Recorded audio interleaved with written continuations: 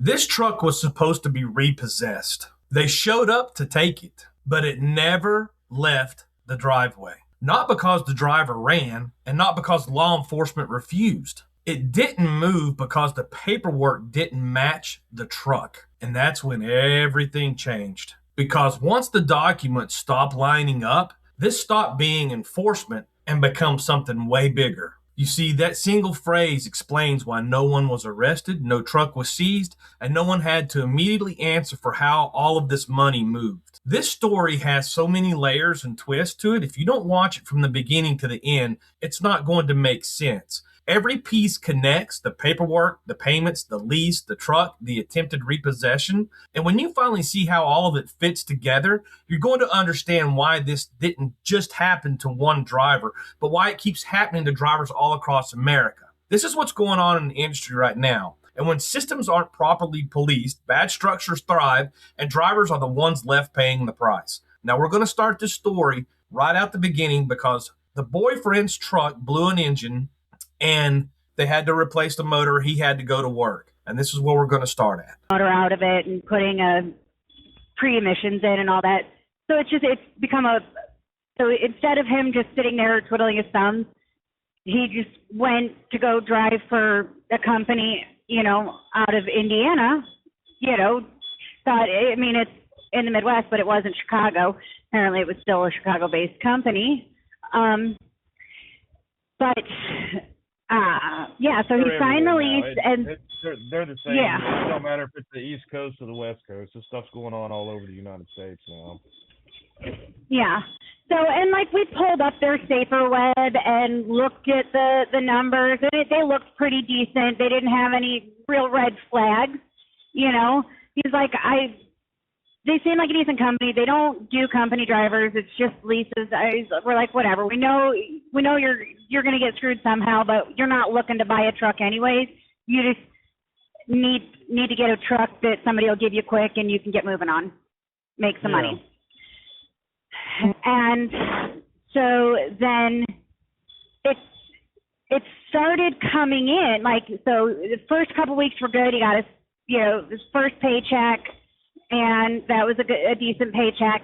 And then the next 6 weeks, it's been nothing but excuses, and there's accounting problems, or there's his check never dropped into his account. So he started getting what is going on?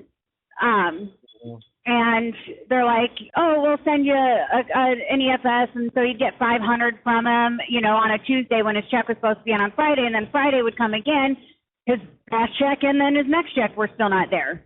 And then he started looking and being more diligent about pulling rate cons. He self-dispatches with my brother and gets the rate con from the broker. We know how to deal with that.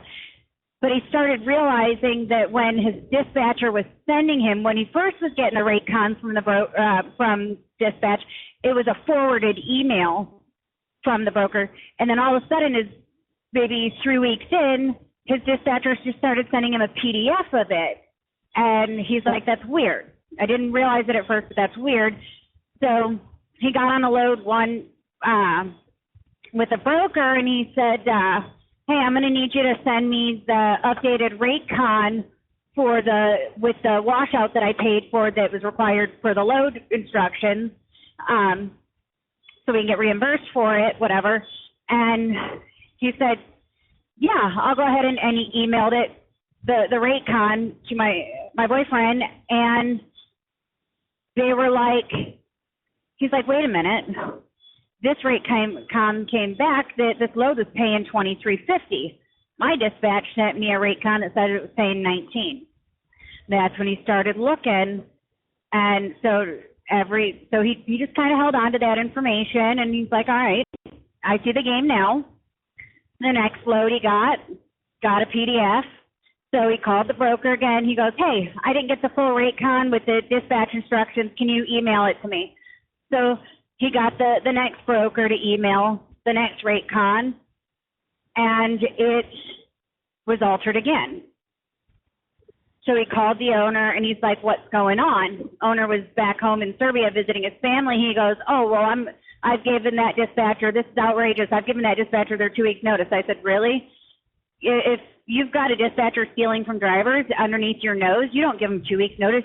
You have cause, you fire them right there. Like, so we realized they were in on the game. So he comes to Michigan for our scheduled Christmas home time. It was been planned since like he first started there. He said, I'm doing, you know, Thanksgiving and Christmas. These are the times I need off and the locations I need. So he's sitting there, and a guy pulls up into our driveway, well, to the end of the driveway, and starts honking for me to come talk to him as I was getting out of my car. And he's like, that's our truck right there. I need to get it. And I was like, excuse me? And my boyfriend came out, and he said, that's not your truck. That's my truck. And he pulled out some paperwork, and he's like, I don't know who you are. I'm not releasing. Like, what are you talking to? You can go away. Please don't come on our property. He's like, fine, well, we're calling the sheriff. So the Ionia County Sheriff shows up, looked at the guy's paperwork, looked at his paperwork, and said, told the guy that came that this truck is not leaving the property. He has no claim to it. Like, his paperwork is flawed. But he goes, but what he said to us, he goes, what I'm not seeing is where this truck is registered. I can't find how this truck is registered. So my boyfriend picked it up from AAA Leasing, which is what a lot of Chicago companies do. So he's leasing a truck that's being leased, and Joe Hall, the carrier that's leasing it to him, is not the person that AAA leased the truck to.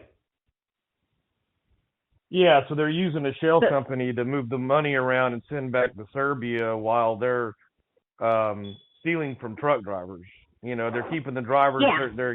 They're giving them just a little bit of money, you know, to just survive and to keep going, but they're actually stealing the money from the drivers and then, you know, sending it back overseas. This is a big problem. This is happening a lot in the trucking industry, and this is why, you know, your story matters, because it needs to be public. And just continue with your story. Sorry for interrupting you. Oh, no, but so the Ionia County Sheriff basically told my boyfriend that until we get documentation from the registered owner that they are repossessing this truck, you have the only legal standing, you know, according to Ionia County Sheriff.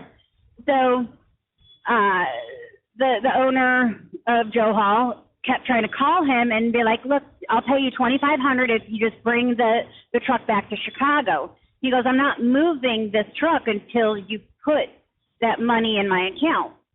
He goes, no, I want to see the truck before I pay you the money. He goes, absolutely not. So he knows that he lost in Ionia County, Michigan, but we feel like if he would have taken that truck back to Chicago, he would have ended up arrested or something.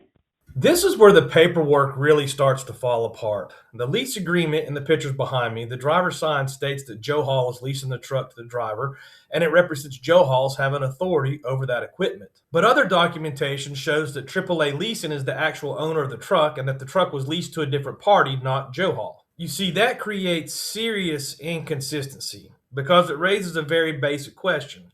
What authority did Joe Hall have to lease a truck to a driver if the truck was owned by AAA Leasing and leased through somebody else? We're not making a legal determination here, but when the party listed on the contract doesn't appear to match the ownership or leasing chain shown in other documents, that's not a technical detail. That's a fundamental issue drivers should not ever have to navigate. And this is where it goes beyond a routine contract dispute. When rate confirmations don't match, when lease authority doesn't align with ownership, and when enforcement stops before those questions are even examined, this is not a normal civil disagreement anymore. Whether this rises to criminal conduct isn't for us to decide, but what is clear is that the system treated this as a civil matter before anyone fully examined how the structure actually worked.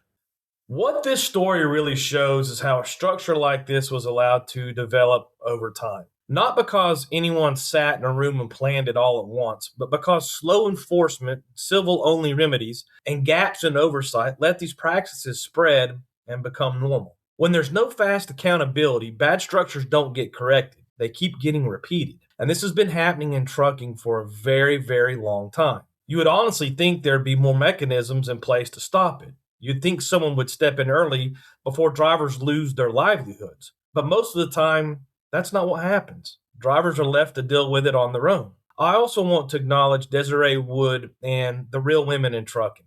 Jess was able to get help through them, and that support mattered, and that's how it got to us. Stories like this only come to light when people are willing to step forward to help each other. And I want to be clear about this too.